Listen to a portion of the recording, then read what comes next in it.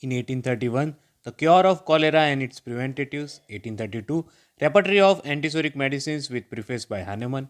1833, summary review of chief sphere of operation of the antisoric remedies and their characteristics, peculiarities as an appendix to their repertory. 1833, an attempt at a homeopathic therapy of intermittent fever. Contributions to a knowledge of the peculiarities of homeopathic remedies. Homeopathic diet and complete image of a disease. 1834, Homeopathy, a manual for non-medical public. 1835, repertory of the medicines which are not antisoric. 1836, attempt at showing the relative kinship of homeopathic medicines.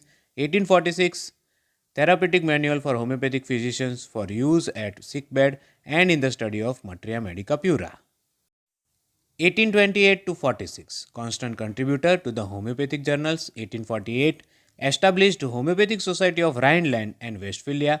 1849, brief instruction for non-physicians as to the prevention and cure of cholera.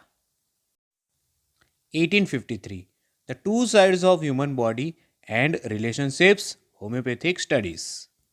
1853, the homeopathic domestic physician in brief therapeutic diagnosis and attempt. In 1860, the homeopathic treatment of whooping cough in its various forms.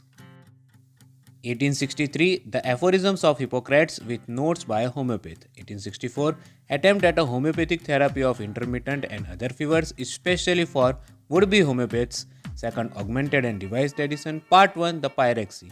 In addition, there were 112 bulky quarto volume of the patient's diaries, which he had so carefully compiled and which were of so inestimable value, particular to his successors.